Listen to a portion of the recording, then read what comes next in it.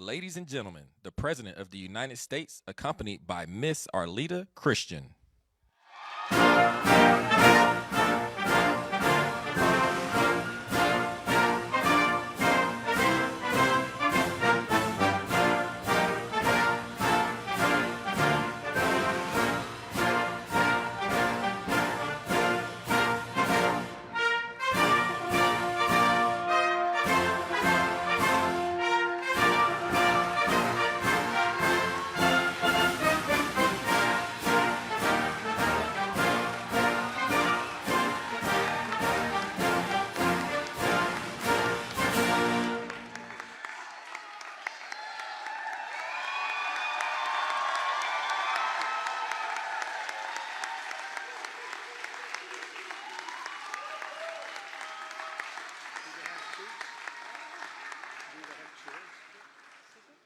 Chairs? Yeah, I think so. Can you all Yes, well, sit down? The reason I said that, I once said, I want everybody to sit down. There were no chairs. I never heard it from the press. I just want to make sure you had chairs. All right. Good afternoon, everyone. Hey, Urban Leaguers, I see you.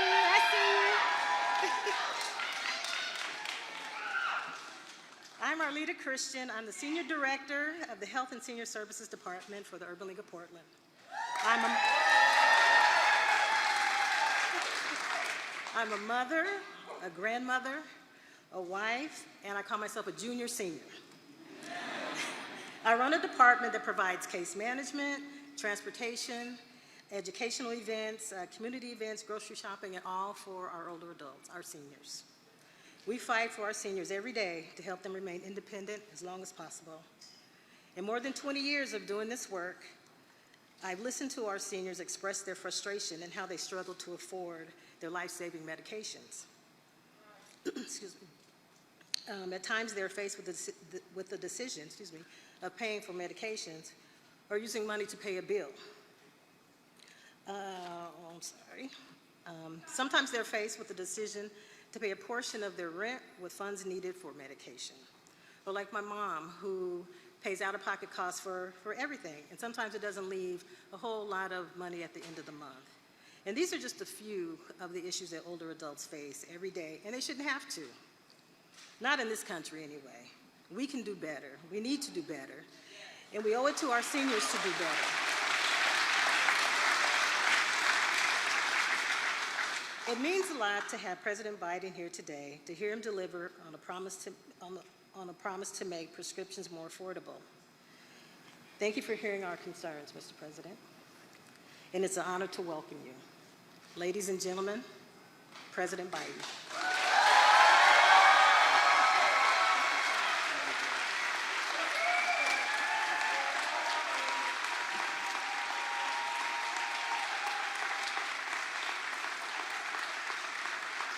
Thank you, Arlette. Thank you. Hello, Portland.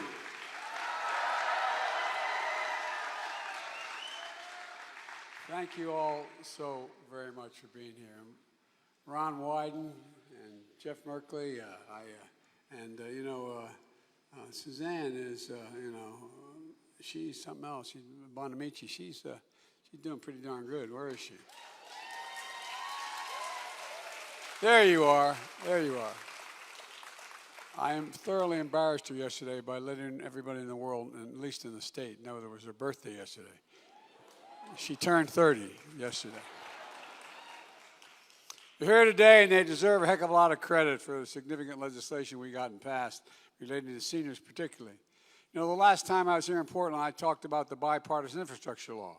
The investments we're making to modernize Portland's airport, fix your roads, your bridges, all across this state, and get better water and get rid of lead pipes and internet and so a whole range of things.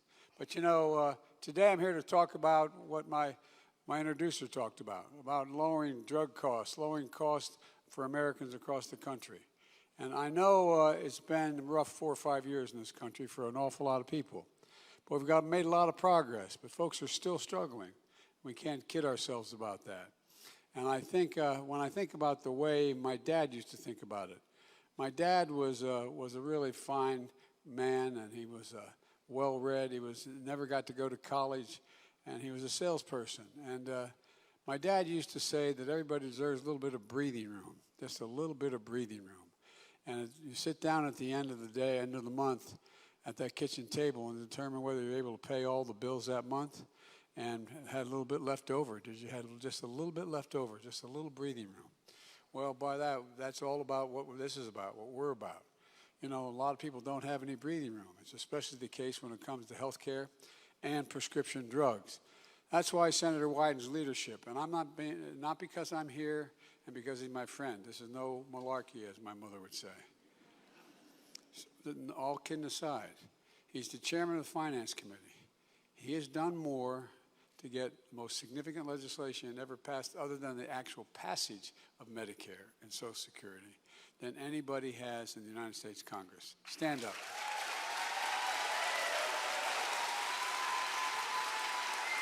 Because look, I wrote a thing called the Inflation Reduction Act, one of the most significant laws in history when it comes to helping families pay their bills at the end of the month. And we talk about a little bit about prescription drugs today, because today is an important day for those on Medicare. We pay more for our prescription drugs than any other nation in the world. And by the way, it's the same exact drug, not just a drug, but the same manufacturer. We pay considerably more than they do in France, Canada, Spain, anywhere around the world. And there's no sense to it. No sense to it. For years, many of us have been trying to fix the problem. For years, Big Pharma, the pharmaceutical companies, have stood in the way. When I was a young senator, I was fighting Big Pharma, trying to get the prices reduced. But there was no way to get it done.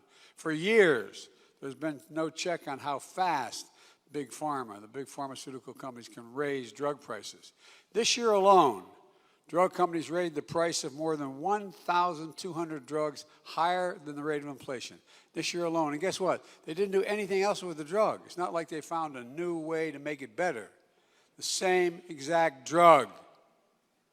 1,200 of them. The average price increase rose on those drugs over 30%. 30%. It's just wrong. It's simply wrong. But between Merkley and that other guy I just talked about in the Senate, look, in 1922, the price for one blood pressure drug that millions of Medicare patients, beneficiaries rely on, went up by 500%. 500%. Another drug used to treat autoimmune conditions increased by $1,000 this year. $1,000. Those of you on it, you'll know what I'm telling you is to be true. It's outrageous. But this year, the American people won. And for the first time, Big Pharma lost. Big Pharma lost. Now, if Big Pharma tries to raise drug prices faster than inflation, they're going to have to write a check to Medicare to cover the difference. They're going to not be able to do it. They're going to cover the difference. And look, instead of that money going in the pockets of drug companies, it'll go in your pockets in the form of lower drug prices. You know, there's more money at the end of the month to pay those grocery bills, get your car repaired, buy your grandson a birthday gift. That's the important stuff. And Inflation Reduction Act gives Medicare the power to negotiate lower prescription drug costs for the first time. And by the way, the power is you make billions of dollars off of Medicare because we purchase the drugs you make for the elderly. Well, guess what? This time around, we're going to say, we're only going to pay you so much for that drug. Take it or leave it. You either sell it at that price or you don't get to, we're not going to buy it. That's when I say make the price come down. That's how it's happening. Because we're able to do that for the VA and all the veterans benefits my son when he was dying got. You know, so it's just about time. We've been fighting for this for a long time, Father. A long time. Seniors are going to see their out-of-pocket cost for prescription drugs capped at $2,000 a year, whatever the expense of their drugs. And some of the cancer drugs cost $14,000, $15,000 a year. Well, guess what? When this kicks in, no senior will have to pay more than $2,000 a year for all of their drugs, no matter what. All of them. All of them. And folks, I know the names of these pieces of legislation are just boring, but the Inflation Reduction Act caps the cost of insulin for seniors on Medicare at $35 per prescription instead of $400 per prescription. $400. You know how much it costs? You know how much it costs them to make that drug? $15 to make it and package it. $35 is a lot of money compared to $15. They're going to make a good profit. They're charging sometimes 300 times as much. And folks, look, if you wanted a cap for everyone, including, I wanted a cap, and we all did, the members of your delegation, the Democratic delegation are here today. We wanted to cap insulin for everybody. For example, I was down in Virginia at a town meeting like this, and a woman stood up when I was talking and said, I have 2 children on insulin.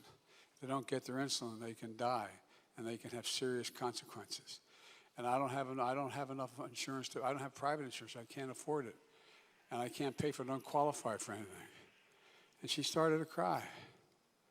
Imagine being a parent, having your dignity stripped of you, looking at your child, knowing what they need, and knowing you got to cut pills in half, you got to change, you got to share this material with for 2 children for 1.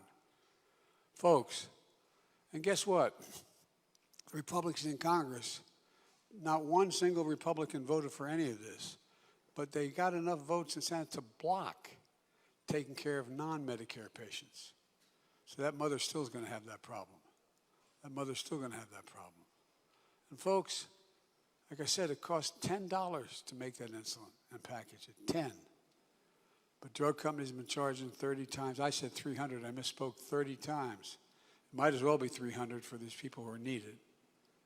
Imagine, as I said, being that parent, and I'm not going to ask you because I don't want to embarrass anybody, but there's a lot of people in here that use insulin. My guess is raising your hand, I see that. And it's expensive as hell. Well, we're going to keep fighting for lower costs for cost of living of insulin for children and families as well. Because of the Inflation Reduction Act, seniors in Medicare Part D are also going to be able to get their recommended vaccines like shingles vaccines and vaccines without any copays. And they've been paying an average of $100 to $200 a month for the shots. Nothing. Zero. You're not going to pay anything for those needed vaccines. And starting this week, it's a big deal. We're making hearing aids more affordable. We're also making them available over the counter so people don't have to pay the expensive visit to a specialist. This week, this Monday, you're going to start seeing hearing aid ads in your store shelves. And the FDA estimates that it's going to save patients as much as $3,000 for a pair of hearing aids. And today marks the beginning of Medicaid's they call it open enrollment period. So when seniors pick plans for next year, they'll be able to take advantage of the progress we've made. But that's not all. For years, the fee you pay for Medicare to cover your visits to the doctor's office has gone up. Now, for the first time in more than a decade, they're going to go down. They're going to go down. And earlier this week, we announced that Social Security benefits are going to go up, an average of $140 a month, beginning now, starting next year. Seniors are going to be ahead of inflation next year. For the first time in 10 years, Social Security checks are going to go up while their Medicare premiums go down. And folks, that's a big deal for ordinary people on Medicare. Yesterday, I signed an executive order directing the Department of Health and Human Services within 90 days to put a plan on my desk finding additional ways to lower prescription drug costs for seniors. But we're not just focused on seniors. Thanks especially to Ron Wyden here in Oregon for making it easier for families with Medicaid to keep their kids insured by getting rid of paperwork they normally have to do every single year.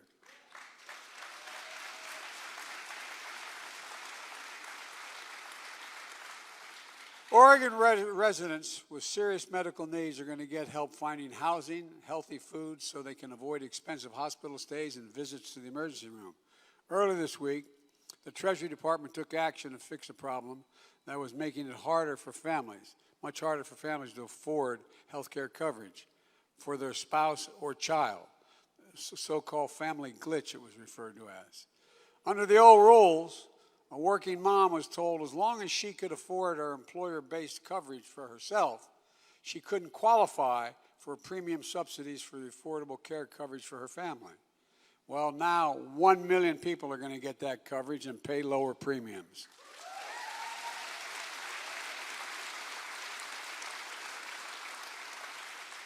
Last year, a family of 4 with health coverage through the Affordable Care Act, they saved an average of $2,400 because of the American Rescue Plan that I signed into law. Now the Inflation Reduction Act locks in place those lower premiums for millions of families. They're not going to go away. But folks, let me tell you something.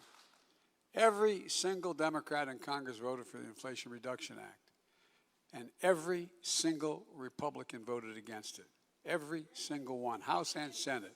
Not only that, now the Congressional Republicans are telling us their number one priority, if they win, their number one priority, this is their pamphlet, their number one priority is to repeal the Inflation Reduction Act. Let me be crystal clear about what that means. If Republicans in Congress have their way, it means the power we just gave Medicare to negotiate lower prescription drug prices goes away, gone. The $2,000 cap on prescription drugs for seniors goes away, gone. The $35 a month cap on insulin goes away, gone. Savings on health care premiums we just got for millions of Americans, gone. And of course, not just the Inflation Reduction Act they want to get rid of, they also want to get rid of the Affordable Care Act. That means an end to the protections for tens of millions of people. You know, the only reason why people with pre-existing conditions who can't afford expensive insurance get it is because the Affordable Care Act says you can't block someone with a pre-existing condition. But they used to be able to say, no, you can't get it. It's a big deal.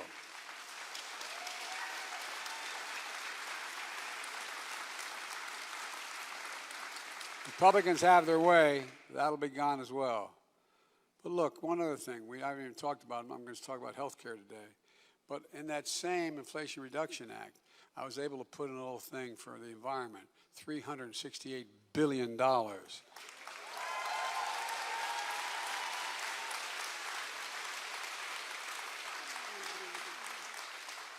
Because the existential threat to the planet is climate change. It's real. It's real. It's genuine. They want to get rid of that as well, I might add.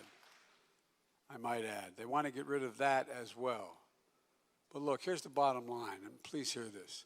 When it actually comes time to do something about inflation around the kitchen table, Republicans in Congress said no. If they take control, they've said their first aim is to get rid of the Inflation Reduction Act, and inflation is going to go up, not down. You know, when you sit at that kitchen table I told you about paying your bills, well, what are necessities for a vast majority of families? Prescription drugs. If you lower prescription drug costs significantly, it lowers their cost of a family, and inflation for the family is reduced. It goes on. It's the same way with what's in the Inflation Reduction Act has to do with your ability to be able to get tax credits for buying, if you need a new coffee machine, a new washer, a new refrigerator, you buy an efficient refrigerator, efficient coffee machine, you get a tax credit for it. It costs you less money. It's estimated average family will save $500 a year as well on just that. There are also tax credits for weatherizing your home. Put in new windows to keep or a door that doesn't, leak air and bring in the cold, etc. There's a lot in here that lowers the everyday cost for middle-class families to be able to make it. And look, I come from a wealthy state, the state of Delaware. Well, guess what? I've never been a big fan of trickle-down economy.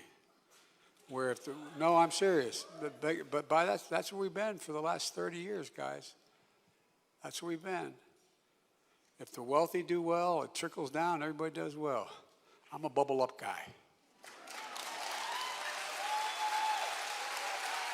Seriously.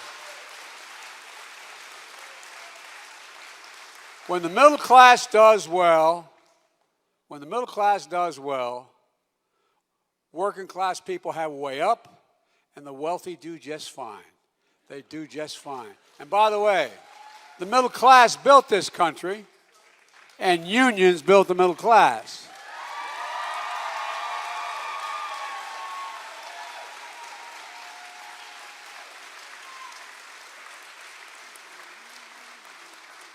I don't want to take too much of more of your time, but this is one of the reasons I got involved in politics 800 years ago. Already, the vast majority of House Republicans have signed on to a budget they have, and I'll just read one section of the budget that they have to cut Medicare and Social Security. Now, you think I'm exaggerating this, but they have the pamphlet they put out, okay? Senator Scott, the senator from Florida, who is the chairman in charge of re-electing Republicans to the United States Senate, this year proposed a plan to put Social Security and Medicare on the chopping block every 5 years. All federal legislation sunsets in 5 years. If the law is worth keeping, Congress can pass it. Or in other words, if it doesn't affirmatively pass Medicare again, it goes away. If it doesn't affirmatively pass Social Security again, I know it sounds bizarre. Well, guess what? There was one guy that thought it was too lenient. A guy who happens to be a senator from Wisconsin named Johnson.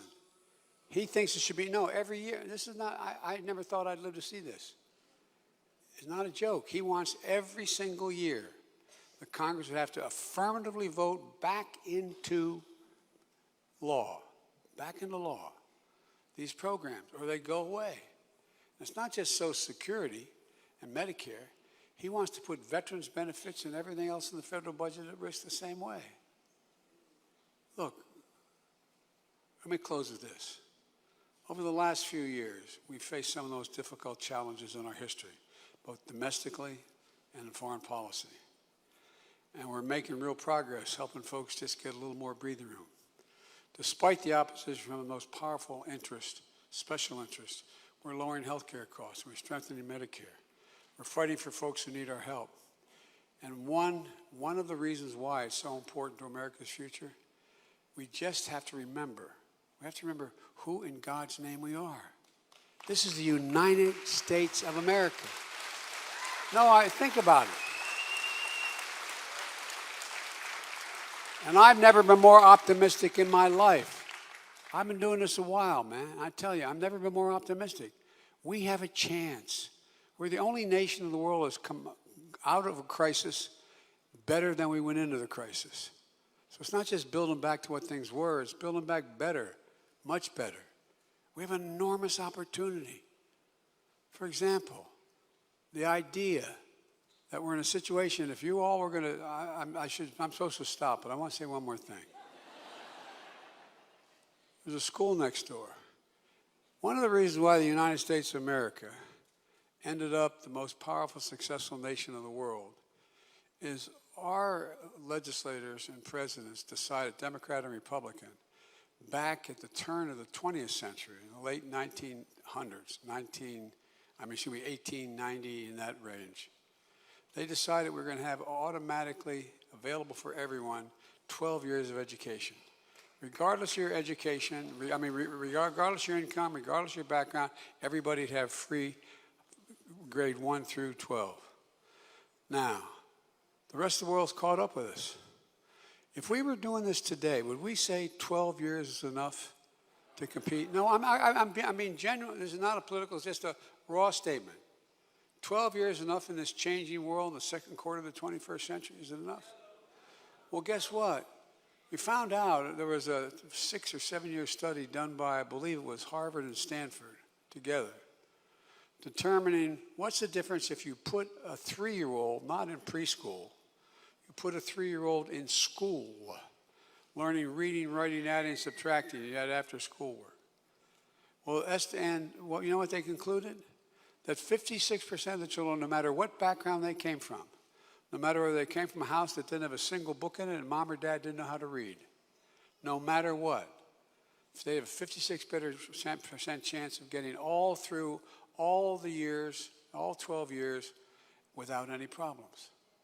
Folks, and not only that, we should have post-high school. Post-high school.